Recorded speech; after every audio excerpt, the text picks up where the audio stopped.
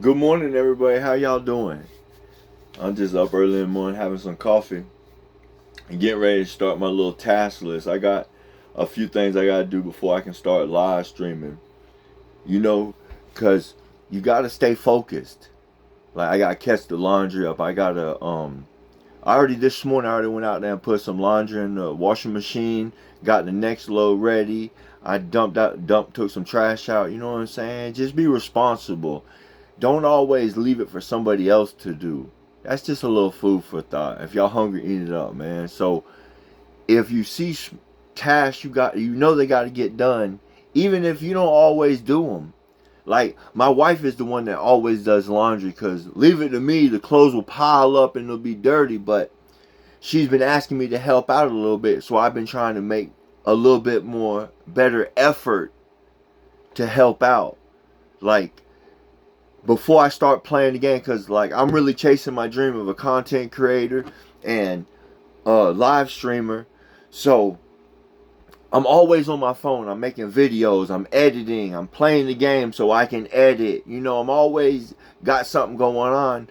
But I try to set boundaries. Like if I play the game in the morning for an hour or two, I gotta work for an hour or two. Or normally I'll clean up for an hour or two. I'll get like all the dishes caught up when I'm making my coffee and stuff in the morning, and then sit down, play for a little bit, and then have lunch, do some laundry, clean up a little bit, pick up after the dogs, because the dogs, it's a full-time job. Every day you gotta sweep out the house, you gotta fix the dog bed, you gotta get the dirt off the couch.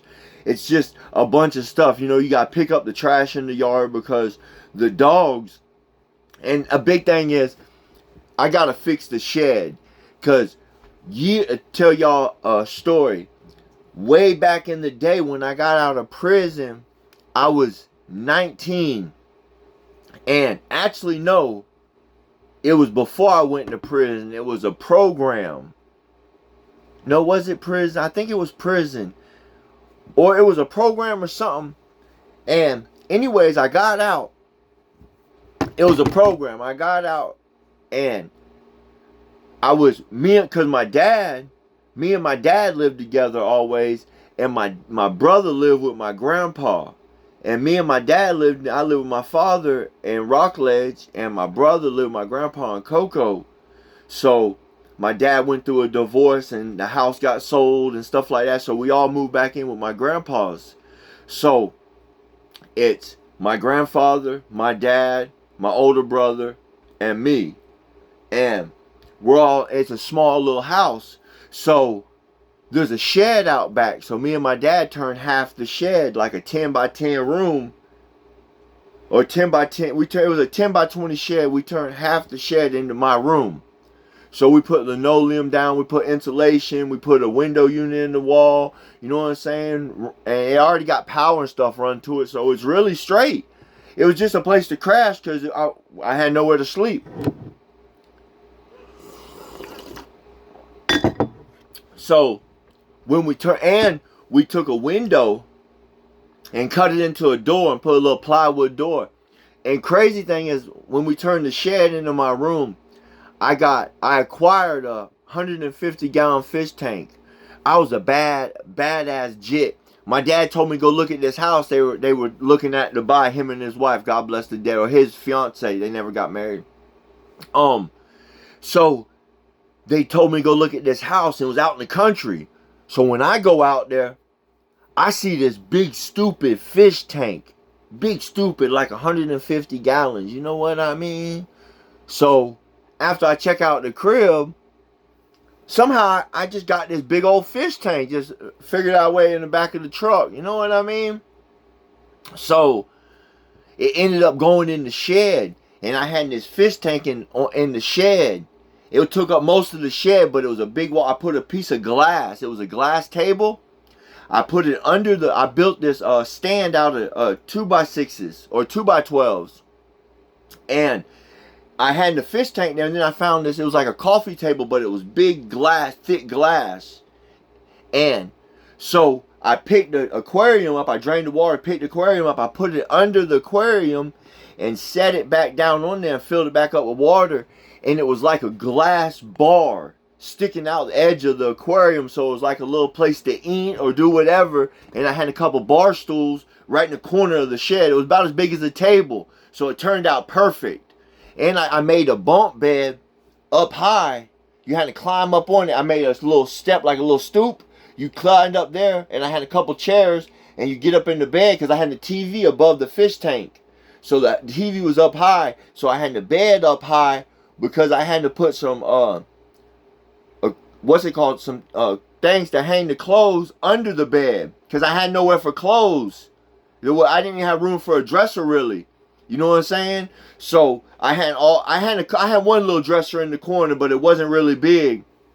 I mean, it was tall, but it just had a few drawers. It's me and chick was staying at the time. You know what I'm saying? In a little room. Really, it was my room, but she was crashing there. But I was living there. It was only for a short period until I got back on my feet and got my own spot. You know what I'm saying? But it's always good to have a little duck off place. You know what's crazy? And watch what you pray for. Because I wasn't even living here back at my dad's. You know what I mean? I was Actually, I was on the run. I got out of jail. Listen, I went to jail and I caught some pretty serious charges. You know what I'm saying? I was looking at a lot of time, and my first baby mama was pregnant. And they talking about nothing but like 30 years. So she come to visit me with my best friend, and she's like, she already had a kid. And she's like, I ain't got no food. I ain't got no milk for the baby. I ain't got this. I ain't got that. I'm pregnant, this and that. And really, I don't even know if she really pregnant. She told me she was pregnant when I was in jail. You know what I'm saying? So, I believe her, though. So, when she come up there and she's tripping, so I tell her, I said, go by my brother's. At the same house, you know what I'm saying? When I was just telling y'all about, my brother lived there.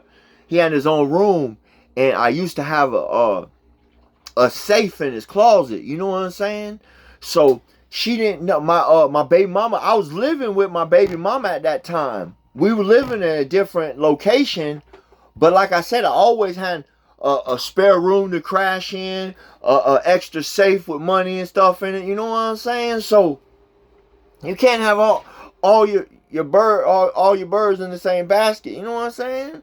So when she was out there crying to me this and that, I said, all right, well, go by my brothers and tell them to get some money out. You know what I'm saying? And my baby mom was with my best friend. So I tell my best friend, I say, yeah, tell bruh it's straight for her to go in there. You know what I'm saying? To get some money out there. So crazy, because when she went in there and she was supposed to put money on the phone that night, you know what I'm saying? So she ain't had no money on the phone. It's been, you know, I've just been in jail a little while. So I'm sitting there and I'm banging the phone. There's no money on the phone. So I'm banging my brother's phone. He ain't answering. Finally, bro answers. You know what I'm saying? I'm like, bro, listen, what's up? I said, how much did you give her? He said, give her? I let her go in the safe. I said, how much did she take? I said, I don't know. I said, well, go check. Because he got the combo, you know what I'm saying? So he go in there and check. He said, bro, she took everything. And what really had me high, I wasn't really caring. The money's all right, you know, but I had, at that time, and this was like the early 2000s, you know what I'm saying? I was collecting. I always was intrigued by the old money, the old hundreds, how the hundreds rolled like that. So I had stacks of old money in crisp condition. You know what I'm saying? Back then. Imagine what that stuff we were now. But either way, tomato, she needed it more than me, obviously. I was looking at 30 years. They ain't talking about nothing good. She rode out for a few months, you know, months and months and months went on, and they ain't talking about nothing good. They ain't talking about nothing good. And then she shot out. So I tell my brother said, I gave her everything. I said, well, go by the house. He was coming to visit me. I said, go by her house and see what's up. Have her put the money on the phone and come out to visit me. So when he shows up to visit me, bro, he's like, bro, I got some bad news. I said, what's up? He said, man, she's gone. I said, what you mean? I said, she bought a bus ticket to go back with her other baby daddy in the Carolinas. And that shit hit me. You know what I mean? She just cleaned my little stash out. You know what I'm saying? But the whole time, I'm not really, you know what? I'm already looking at a long time. You know what I'm saying? The money would have helped out the situation. But at the same time, man, it hurt. It hurt, you know, because I was like, man, but she needed it. She was pregnant, whatever. You know, I ain't never really even had no fuss about that. You know, it is what it is. It's water under the bridge. But, so, then, months go by. And I end up, because they tasered me a bunch of times. And then they tasered me, because when they hit you with the taser, you know, I ripped them out. Because I was all skeeted. So I ripped them out and went to still tussling with them. And I went to fight when we got on the ground. But when they take the end of the taser, once they shoot it at you, but once they take the end off and put it to your skin, that's when it really starts to eat at you. I smelled like burnt meat for months. I had holes you could stick your fingers in my side, in my back. You know what I'm saying? It was crazy. But by the grace of God, listen, they collapsed my lung. They beat me so bad. The police, you know what I'm saying? So when I was in the hospital, and see, they were just used to having all these other scumbags on the streets. By the grace of God, my dad has been good with a lawyer my entire life. And the lawyer ain't got no kids. This what kept me out of prison. And by the grace of God, my dad has been good friends with a lawyer and has done a lot of work for a lawyer for past cases and other things. You know what I'm saying? So they've watched me grow up my entire life. This lawyer watched me grow up my entire life. So he was more like an uncle to me. And I always had to work it off. I had to do a lot of work. But like, I was blessed. Like, so when the police whooped on me and put me in the hospital, you know what I'm saying? They wasn't expecting the next day, because soon as I could get a call, I called my baby mama and I was like, listen, they whooped me, they got me, you know what I'm saying? I need my lawyer, you know what I'm saying? Because the same lawyer been representing me since I was a child, since I was in what's it called, juvenile hall and everything. I've had the same attorney my entire life. He just retired. He would have represented me on this case I'm on probation for right now, but I caught the case and I called him. He's like, John, I just retired, you know? And I was like, dang, you know. But it's all good. So when he showed, so listen, I called my baby mama, and the police had me shackled to the bed with a collapsed lung with the little machine blowing it up. You know, I'm laying in here, and the police came in, or the police. There's a bunch of commotion with a bunch of police, and next thing you know, I see my lawyer come walking in. And he start taking pictures of me. And that's what spared me. Because they wasn't expecting somebody to come take pictures the next day after the whoop. You know what I'm saying? Because they whooped me. They improper use of a taser. So I was looking at like 30 years. But once it all got dropped down, I ended up getting 60 months. I got 5 years, 3 times. But if y'all know anything about the Department of Corrections or know about the justice system, the criminal system, they have a PRR in the state of Florida.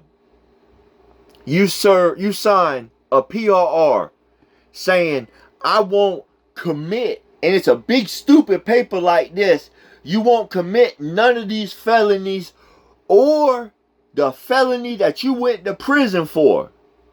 You know what I'm saying? So it's the Reoffender Act. And it's 3 years from when you get released from prison. You can't commit none of these charges. So I wasn't out of prison, I don't know, 90 days. You know what I'm saying? And I done committed 3 or 4 of them off the list. So when they hit me, I'm sitting in the county jail the first time. I'm sitting in there. And they served me with PRR paperwork. You know what I'm saying? So I was like, dang, the state already filed on me. So then I end up getting out on, what's it called? Pre-trial release. My lawyer gets me out because improper use of a taser. After like 8-9 months, he got me released on pre-trial release. I had to bond out. But I went from a $250,000 bond to like a $10,000 bond. You know what I'm saying? I'm out. So I was out that day after about 9 months. So I'm out. And now, you know, once you get out, you forget about the case that's going on because I get back going on into life. Now I'm out and I catch an aggravated assault with a deadly weapon, another battery charge, leaving the scene of an accident, this and that, you know, but a whole slew of new charges. So I'm sitting there and my dad pulls up and I'm fighting with my ex at the time. And she said, my dad pulls up, he's like, Sam, that's my lawyer. He said, he wants you to come up to the house. He needs to talk to you. He lived on the golf course. He needs you to do some work around the house. I said, all right. So, but I'm fighting with my old lady at the time. So we fighting. So I don't even worry about work. You know, I was so childish thinking, like, I would let the anger, and that's the devil. When something takes control of you where you have no control, that's the devil. If you can't be productive and something has so much control of you, you don't even know what to do. That's demons. You need to rebuke it in the name of Jesus. So I crashed so decent because when my dad came and told me that morning, it could have kept me out of prison for the next 5 years. But I let my anger get over me. I got in such a bad confrontation with the family because they wanted to tell me this and that, and it was just a bunch of things. And you know, I'm hot-headed. I didn't want nobody even telling me their opinion or how I think I should, you know what I mean? So I just snapped, and one thing led to another, and I'm on the run. Now I'm on the run again. Out on bond. Pre-trial release, really? Not even bond. I'm about to go back to prison. They've been talking about 30 years. Now I caught new charges. I'm on the run. Come on, man. And this is how the power of prayer is. So watch what you pray for. I was on the run. And God bless the dead. I showed up at my aunt's house. And my aunt didn't like me smoking. She didn't like me on the run. She didn't like because I was in the street. She didn't like the whole lifestyle. But I was on the run and I really had nowhere to go. So I show up to my auntie's house. God bless the dead, Miss Aunt Sherry. So I show up out there in the trailer park. I park the car around the side, back of the trailer. You know what I'm saying? I go let myself in. Nobody's home, so I let myself in. She's like a second mom to me. Like, out of all my family members, like, I've always could go stay at my aunt's house, you know what I'm saying? Like, that aunt, I could always just show up, let myself in, make myself at home. You know, it was just, that's the relationship we had. So I let myself in, and when she comes in, I'm rolling a blunt on the kitchen counter. And I'm on speakerphone with a detective. She comes in about the same time. I'm like, hello? And they said, is this John? I said, yeah, who is this? They said, this is a detective. I said, well, do your job and detect and find. I hung up. Boom, and I'm sitting at my aunt's house all day. But my phone keep blowing up. I got some plays to go catch. You know, I got some sticks. So I'm like, man, but I'm cross town. I'm nowhere near, and I don't want nobody really know where I'm laying my head at right now because I know I got warrants. I'm on the run. So I was like, dang. But I got this money's calling. And you know, my aunt told me, she said, don't leave I won't get to see you again, or something to them along them lines. And God bless you, Miss Aunt Sherry. You know, she passed away while I was incarcerated. After I gotta listen, this is the power of prayer. My aunt told me that. She said, if you leave, I won't get to see you again. You know what I'm thinking about? Until next time, until I get out of jail. You know what I mean? Because I've been in and out of jail my entire life. So I leave and I go catch a couple sticks. I stop by my homeboy's house because nobody ever knows I'm over there. But the vibe's uncomfortable. You know what I mean? And because I really ain't seen him, man. I'm still in the streets. I'm still doing things I ain't supposed to be doing. So I'm like, man, I told him to play. I told him, listen, man, I got, you know, I can't, don't let nobody know I'm over here, Blase Squad. He's like, bro, all right. But I'm like, man, I just got to leave. So I left. I'm riding down the street. And I come up to a traffic light. And it's green for me. And like 3 sheriffs run through the light right in front of me. Pew, pew, pew. And I go through the light. I see another one coming, so I slow down, pull it passes. But I got to keep going the way they're going. But my daddy's house is right here to the right, like 2 streets up from this where this happened at. Because I was going way across town. I just had to go this way. I was like, man, I'm just going to pull up to Pops' house. You know what I'm saying? I don't really stay there. So I parked around back. I go in there and I go in the couch. I go in and I hit the couch. And I just left my aunt's house earlier that day. And she told me, she said, if you leave, I won't ever see you again. And I pray. I said, Lord, because my baby mama just called me and she said, I'm praying. I just had your son. Or since I left my aunt's house, my baby mama called me and said, I just had your son, dude, and she's up in the Carolinas. And I was like, man. So we're talking about how to get her back down here. So, because she thought I was going to do a bunch of time and stuff. So I pray. I said, Lord, whatever. That night, I'm laying on my dad's couch. I pray. I said, Lord, whatever you need to do to take control of my life, to be the best father for my son, I want you to do. This the power of prayer, and watch what you pray. The sheriffs pulled me off the couch that next morning. I ended up getting 60 months in DOC. But it made me a better man. So watch what you pray. The power of prayer is serious. So sometimes you might pray something and he'll answer it, but you really didn't want the answer. You know what I mean? You might have wanted a solution for the problem you were in, but you didn't want an answer to your prayers. And that's why I got to thank God every day for answering my prayers, for making me a better man every day, to strive to be a better man tomorrow than I was today.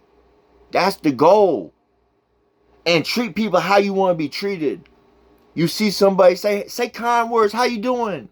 God loves you. I love you. Just let people know.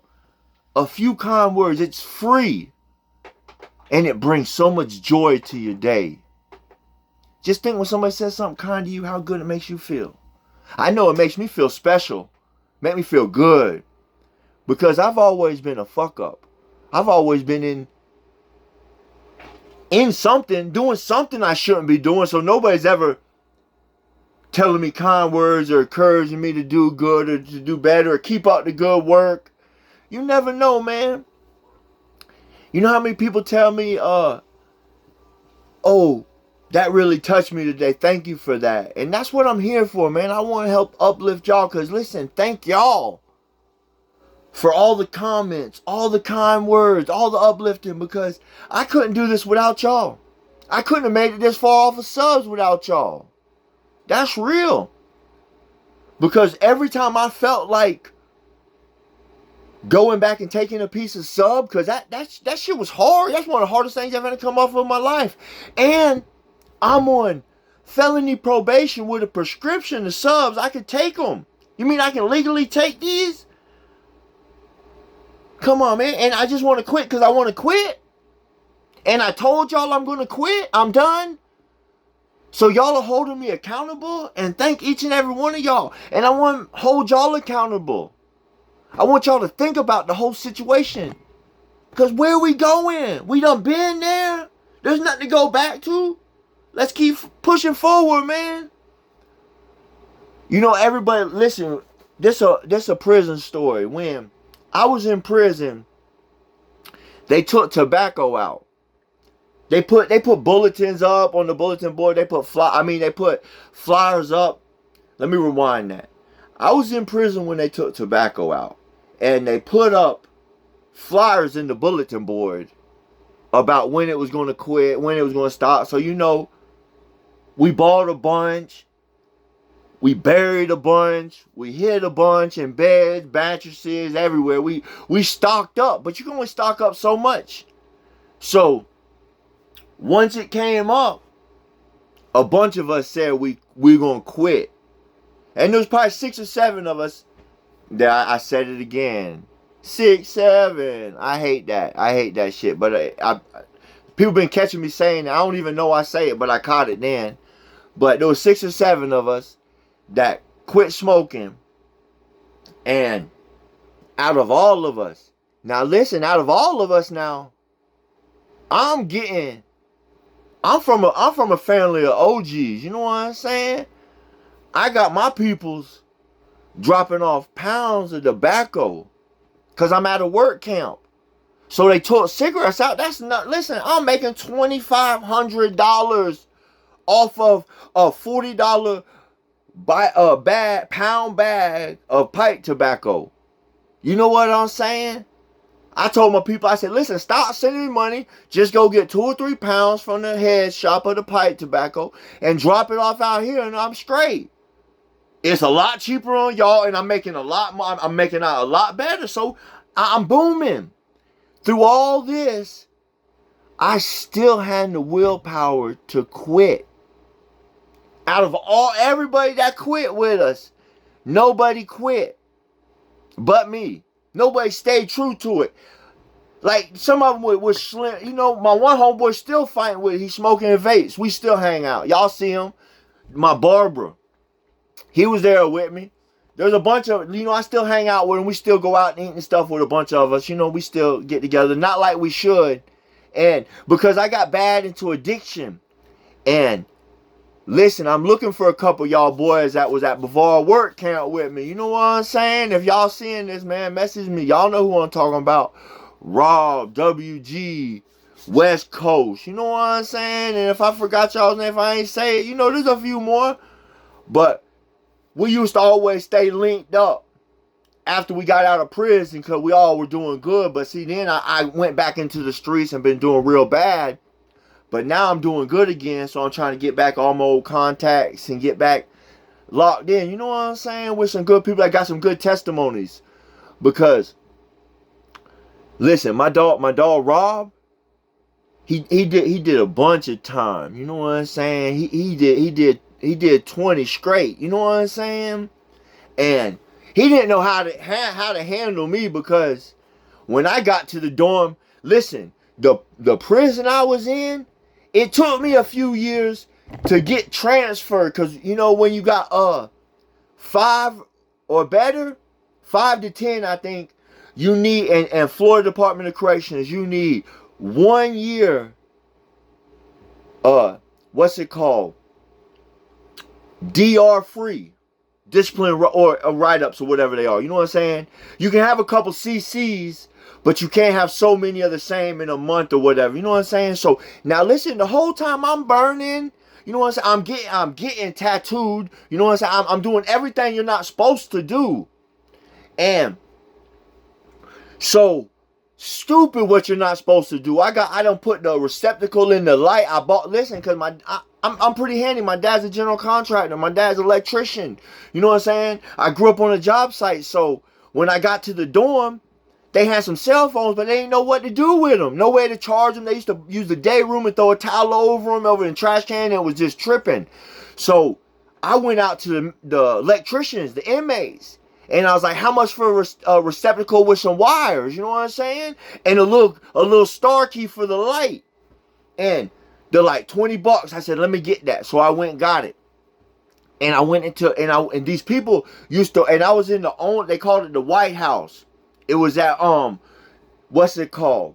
New River East in Rayford, Florida. It's right there across the street from FSP FSP, you know, there's only one prison in the state of Florida.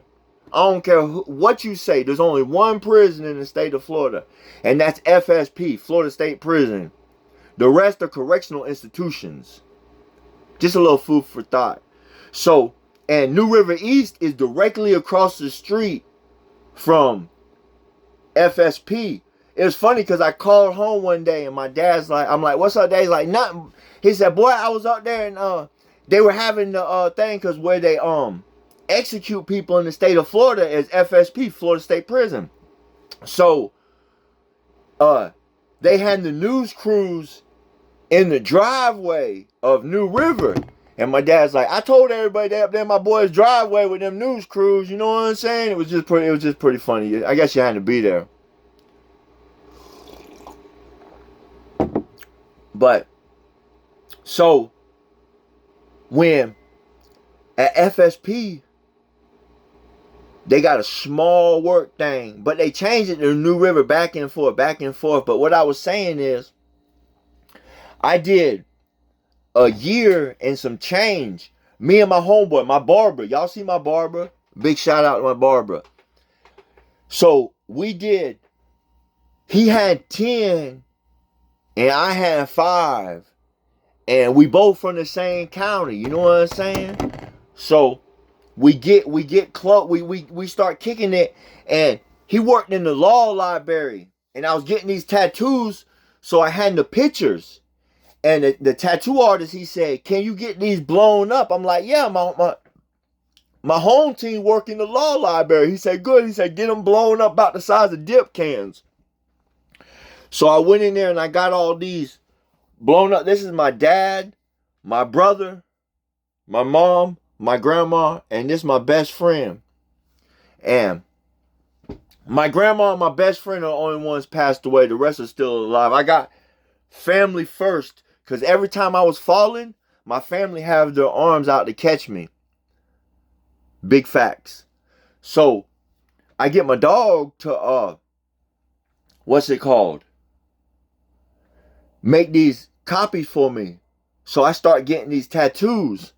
And they had, and this was before I put the receptacle in the light. This is one of the reasons why I put the receptacle in the light, because they started using me for a confinement orderly, because where I was at, they called it the White House, but it was AC confinement. It was a butterfly dorm. It was AC confinement, DC confinement, the White House, and then HO4 close custody. And the White House was just a mixture of any custody, anything, you know what I'm saying? But the other 3 pods are all high custody, close custody, pretty much. And I got blessed because when I got to the pound, when I hit the pound, it was so full. And it was like a whole big bus showed up. So like 2 of us got stuck back in G dorm. And so we're back there and they just busted like 3 or 4 housemen for dirty urines or something like that. Cause they were pretty tight on that. So they were short and I got a fresh 5. So I got cool with one of the other inmates that worked, that was a houseman, and they're short. So I started helping them. And I was like, listen, step to the Sarge and put in a good word for me. He's like, well, step there with me. You know what I'm saying? So I stepped to him. I was like, listen, I got a fresh 5. I'm not going nowhere. Can I be your houseman? You know what I'm saying? And this and that. He's like, you don't mess with that dope. I was like, nah, I don't mess with none of that stuff. You know, I'm straight. So, because the first night there, I'm walking through the dorm, and I see people up there in the rooms with the pipes, like with the phones like this glowing. I'm like, oh man, I need to get in. I need to stay in here. I see the tattoo guns running. You know what I'm saying? I said, I need to get in here. I need to stay in here. So I got in there, and I started getting the ink and stuff. I started getting the stuff. I got a little bit of tats here and there, and I got a fresh 5. So I'm in there for a minute, but I'm skating a few months, and then they knocked the phones off. And the Sarge said, oh, you think you're cool? You getting all them tattoos? So he stopped letting me go to the confinement for a confinement orderly because they were strip searching us. But he didn't write me up. He was cool about it. You know, my legs are all bloody and stuff because I'm getting legs done. It was summertime. I'm not getting my sleeves done. I was getting my legs done because I got the bodysuit. So he's like, oh, you think you're cool? I was like, man, I'm cooler than you, Sarge. You know what I mean? I said, they going to love me when I'm on the beach. What you mean, Cracker? They going to love me when I'm on the beach. That's what I'm telling them because I was a jit. I'm like 19. You know what I'm saying? And everybody in the dorm pretty much got stupid sentences. I got 5. But there's lifers all around me. You know what I'm saying? So you got to watch the way but see, it's not the first time. That was my second time in prison. And my first time I went to a JIT camp. But I was so wild at the JIT camp, they closed my custody and pulled my YO status. And they sent me to a psych camp, a lifer psych camp with a psych hospital, Lake CI in Central Florida. And what's it called? I think it's Lake CI. It's Lake CI in Claremont, Florida. I EOS from there. I've been there twice. So the JIT camp thought they were gonna punish me when they pulled my YO status because I'm wilding, you know. But I ain't gonna lie, I came in short time in my first bid. But I'm not, listen, y'all done maxed me out. I can't get my game time back. I'm not gonna march. I'm not PTing. Y'all got me messed up, man. Y'all ain't gonna put your hands on me neither because we gonna fight. So I stayed in confinement. So they pulled my YO status and sent me to adult camp. And that's a big reality check. I'm 19 years old thinking I'm the shit. You know what I'm saying? And I'm in there getting this tattoo right here. This clown face with the blunt and the little money and stuff. I was getting that right there. And I'm laying in the room. And this old dude's my roommate. And he's like, man, this ain't no fucking tattoo parlor. And I'm like, bro, and this shit's hurting. You know what I'm saying? That shit's hurting. I don't know if y'all got any tattoos on your stomach, but that shit was hurting. And I'm like, bro, this is my room too. I'll do what the fuck I want in it. You know what I'm saying? And he kept mumbling under his mouth. You know, I'm a little hot-headed jit. Dead wrong. I shouldn't be saying nothing to this old dude. You know what I'm saying? I don't even know, buddy. He just got put in my room from confinement. I know he was a couple rooms down when I got here, but he just got out of confinement. Now he's my bunkie. You know what I'm saying? I'm high-headed jit. Just got shit from a jit camp thing. I'm kind of running stuff, kind of tough. I know a couple people because I knew a jit from the jit camp got shipped too, and he's there. And like I'm kind, I know a few people. I run into one of my parents' friends, and he turns out to be the plug in there. You know, I fucked around and found that out, and I'm right there now. Now I'm kind of plugged in. You know what I'm saying? So really, I feel like I'm kind of the shit, cause it don't matter. They put me in a bad situation, but it turned out good. I'm getting free sacks. You know what I'm saying? I'm getting free wine. I'm getting free. You know what I'm saying? I'm chilling. I'm hanging out. You know what I'm saying? So I'm getting tattoos. I'm just chilling. So this old dude's kind of trying me. I'm like, bro, shut the fuck up. I'm kind of snapping, you know? And this is a reality check. So a few days go by. And now, you know, like I said, I was short time. And I only had like a year and a day on those. And I done spent like 7 months, 6 months, or 7 months in the JIT camp, a couple months in confinement. Now I'm at adult camp with like 90 days left. You know what I'm saying? I'm short timing. So they slide the game time. I'm up there using the bathroom, and they slide the game time sheets up underneath the door. So, you know, my nosy ass, I look at the game time sheet. I look down, and his release date says 99989. When the calendar reads 9989 on your phone, that's when that man's going home. And that shit hit me like, bruh's never, ever gonna see the streets again. This old man could just poke me up just from my slick ass mouth. You know what I'm saying? You don't never know nobody's situation. So don't judge a book by its cover. He could wait till I fell asleep and just stab the shit. You know what I'm saying? Just air me out. So I throw a game time sheet on bed. I jump up in the bed. You know what I'm saying? After count go by, I jump down like, bro, you want a cigarette? You want a cup of coffee? I know I went a long ways off about what I was talking about earlier, but that's just, you never know somebody's situation. And I wouldn't have been the first. You know what I'm saying? That's why that man was in there. But it gave me a reality check. So when I went back, you never know somebody's situation, especially when you in a closed cell situation. Because that's high custody. If your cell door closes and locks you in your room, you're basically maximum security. Right now, you might not be ranked or classified, but you're in a maximum security situation. So you never know who your roommates are. Just a little food for thought, man. Because a lot of times our mouth will get us in trouble. Our pride will get us in trouble. Because a lot of shit ain't even worth a confrontation. Because it takes a bigger man to turn the other cheek and learn from their mistakes, you know? Because I learned from my mistake of being so quick to judge this dude. Like, once I got to talking to this dude after, like asking him a little bit, like prying, because once I found out he had a life sentence, you know, then my mind starts wondering. Curiosity killed the cat. Like, what you in here for?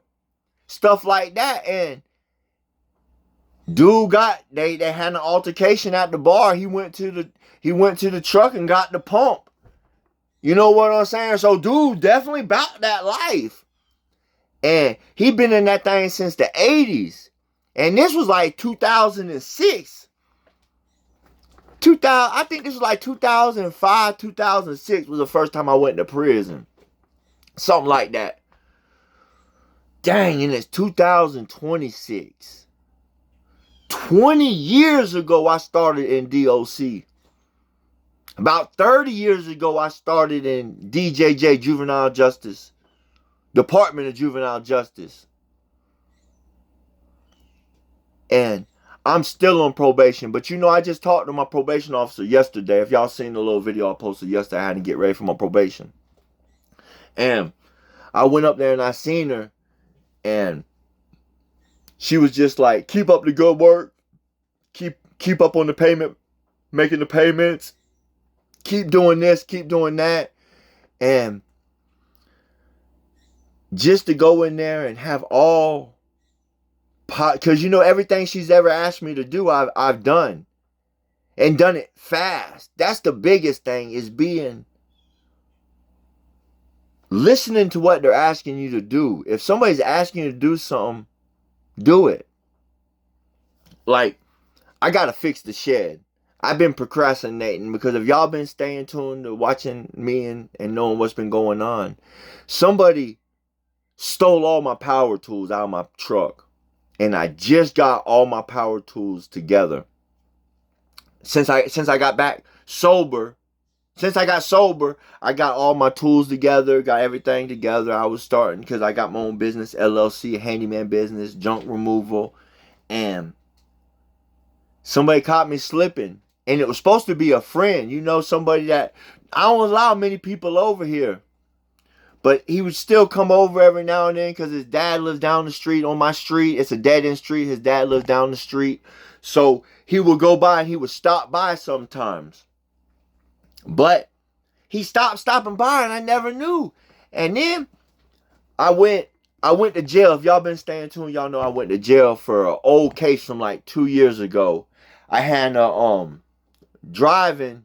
I left the scene of an accident. I got out my truck. I left on foot because I wasn't gonna be sitting there talking to him with a mandatory prison sentence on me. You know what I mean? So I had to get from around there. So I left my vehicle, and they, you know, I knew it was coming back to me. So I ended up going to jail, bonding out and stuff. You know what I'm saying? So I fought it for like 1.5 years. And I already took 3 years felony probation in another county because the stuff happened in another county I didn't even live in, but my wife lived down there, so that's why I was down there. But we don't even live down there no more. So I was still having to get permission from my probation officer to go to a court in another county. It's been going on for a while. So they were not talking about nothing but a year probation, all these driver courses, all these fines, all this stuff. And this went on for months and months and months. And the biggest thing was I was still on subs. So I couldn't go to jail. That's what I was thinking. I couldn't go to jail because I didn't want to be going through it in jail. That was my biggest thing. So when I first got off of subs, I got off subs like 30 days, I think, like 30 something days. And I started to feel better, a little bit better. And I had to go to court. So I'm a couple hours away from the house. I'm in court. And they still talking about this year, all this other stuff. And I said, how much time will they give me? They come back and they said, cause I said, tell them 30 days, I'll sign right now. I'll go right now. 30 days, I'll sign right. 30 to 60 days, I'll sign right now. And he come back and he said, they said 45 and you got a deal. I said, let me go call my probation officer. Cause I'm on probation in another county. But by the grace of God, this case was before I got put on probation. So the case that I'm in court for right now, was in court for that day, is older. So it precedes my probation case. So I tell my probation officer, listen, I got to go to jail today. I just told her the day before, because see, it was crazy because I had to check into her the day before. In the last few months, every time I had to go check in, I'd be like, listen, I got to go to court on such and such date in Port St. Lucie. At Fort Pierce, really, it's in Fort Pierce, but St. Lucie County. I said, I got to go down to Fort Pierce. I got to go down to Fort Pierce on this day every time. And this day, I went to court. I went to probation the day before court. And she said, you got court tomorrow in Fort Pierce. And I was like, yes, ma'am, but nothing's going to happen. You know what I'm saying? And she's like, okay, well, just keep me updated. And then here the next day, I'm calling her in the courtroom or in the little lobby of the courtroom. And I'm like, listen, I got to go to jail today for 45 days. And it was right before Halloween. And my wife, this was the first set of holidays. I'm not really big into Halloween because I'm a Christian. And it's with the demons and devils and worshiping and stuff. So I'm not really big into Halloween. You know, but I like the candy for the kids and stuff. You know, it's something to look forward to, and that's what I like about it. So, and my wife likes holidays, and it was our first really set of holidays sober. So, it was coming up on Halloween, and I knew I'd only do like 30 days on 45. And I was really hoping they put me with her brother, because her brother was in jail. He's fighting a pretty serious case right now. And he's down there. So if anybody in here looking for a pen pal or anything, y'all hit me up and let me know. Her brother's locked up and needs a pen pal. And so I was hoping they put me with him, but they didn't. But it was so crazy because all this happened. And when I got out of jail, a few days went by and I noticed my dogs got out. And they got out through the gate. There was a little, some pallets, and there was a little low spot in the fence because the vines have grew it down and there was stuff leaning up against it. Because I have a chain link fence. I got a piece of wire up higher, like a cattle fence almost, with a piece of cable holding it tight to make my fence taller so the dogs don't get over. But it got knocked down and the dogs were jumping back and forth. So I went to the truck to get my grinder to cut a piece of metal, a piece of rebar, to wire the thing so it held it up, you know what I'm saying? To fix the problem. And I go to my truck and I ain't got no tools. All my tools are gone. So I'm tripping. I'm like, man, all my tools, and it's all fuel. Milwaukee Fuel. And it's the whole set. Big stupid set. And I'm snapping. And I still got to fix the fence. I ain't got no tools. And I want to go over to this person's house and put my hands on them. But I'm a child of God. I've changed my ways and I got to lead by example. You know what I mean? I tell people to forgive. So I got to forgive. So in this moment of anger, because all my tools are stolen, I feel a little relaxed from God letting me know I'm doing the right thing. So I had to go inside and sit down. Took my breath away because emotions, I was filled with so many different emotions. So then I get up and I go to my shed where we got some inventory of stuff we sell online. We sell a lot of stuff online.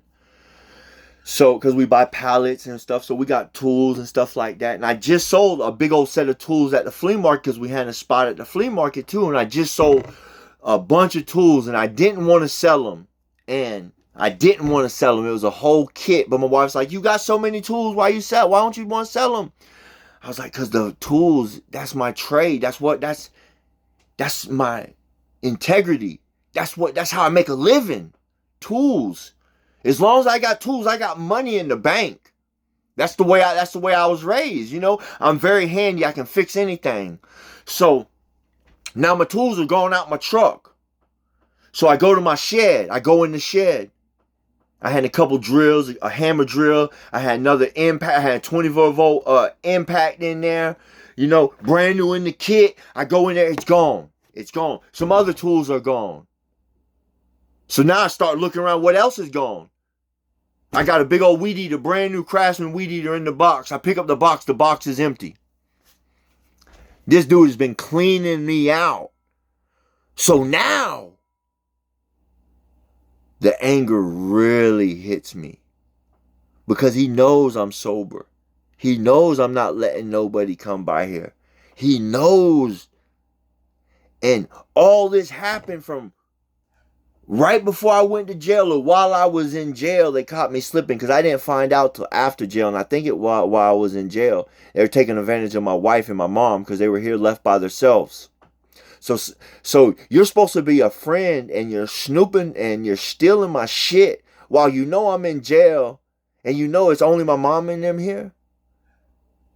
Come on, man. And I know it was you because my wife caught you over there on the side of the house talking about you're looking for a shovel. Nah, you were sneaking around, you know, but it wasn't nothing. You're allowed here. And that's what I'm saying. You got to watch who you have. And you know, my daddy always used to tell me, if they're steal for you, they're steal from you. I knew you were a thief. You might not have been stealing for me, but I know you steal, so I shouldn't have had you around. And it went against my better judgment because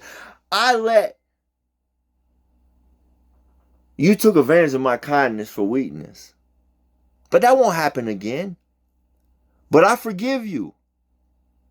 And that's been the biggest thing. Because what would have happened all right, so I go to my truck. I find out my tools are stolen.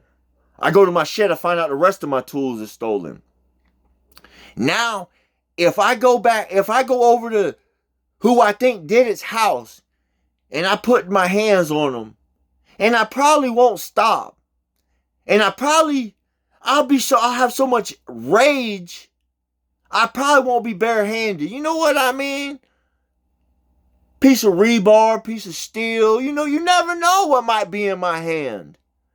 Because the rage is so real. Because you just stole my livelihood. But God filled me with the Holy Spirit and put peace upon my heart. And one of my close friends was helping me fix the fence that day. And he said, I'm proud of you. I said, for what? He said, for not going over there. Because I didn't say nothing. He seen me having to go sit down and I'm fighting with myself. You know what I'm saying? He said, but that's growth. He said, I can see God in you. And that's powerful. And that's the way, as a man of God, that's the way I want to live. And show y'all to live. Yes, I'm human. I might sin. I might cuss. I might have bad thoughts. But you have to stop it there. And that's still my biggest problem.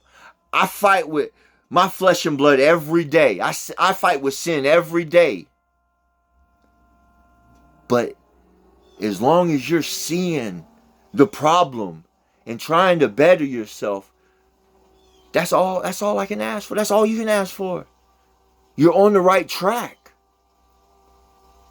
The real problem is when you're sinning and you're doing this and you're having those thoughts and you don't catch the problem. You don't see that there's nothing wrong. That's when you're possessed by the demons and the dark side. But God fills you with the Holy Spirit to give you wisdom, understanding, knowledge, power. And it's all through the power of prayer. You have a one-on-one channel with God. You can phone a friend. You can phone your best friend. You can phone the Creator. Any little problems you have, or anything you're going through, any battles you're fighting with yourself in your head, or you have any questions, you got a one-on-one direct line with the Creator. How awesome is that? Wow. Just blows my mind. He loves us that much. He gives us that personal of a relationship with Him. Let's take advantage of it. Because none of this would be possible if it wasn't for Jesus Christ, my Lord and Savior. To get my testimony out. To show y'all, if God can save this old sinner, He can save you too. I ain't no better than nobody. I'm probably a little worse off than a lot of y'all. Because I've known better most of my life. I grew up as a Christian. I grew up getting baptized as a young age. But I got baptized so young I really didn't even understand it. You know, I understand it. God was the Creator. But I'm still learning. Every day I'm learning more and more about the relationship you have to have with Jesus Christ. Not just to be successful, but yes, to be successful in life, financial, in marriage. Anything you want, Jesus Christ can give it to you through prayer, through faith, through having grace. Change your perspective, because perspective is the biggest problem with us. We don't get instant gratification, so then we'll be like, oh, we'll have a bad attitude. Or you wake up and you scuff your shoe. You might get something on your shirt. You might hop the curb.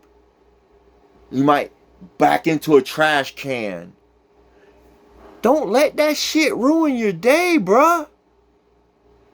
Think at least you're able to walk to scuff your feet. At least you're able to put a t-shirt on to change because you got something on it. At least you're able to drive to be able to hit the trash can. Come on, man. It's all about perspective. I'm not saying don't be a little bit more careful, but don't beat yourself up over spilt milk. Try to change your perspective.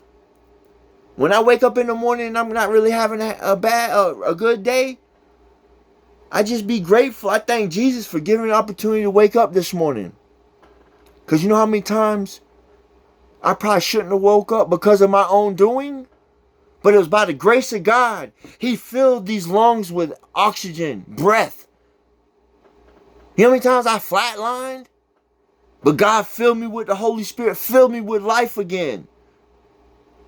It had to be for a good purpose.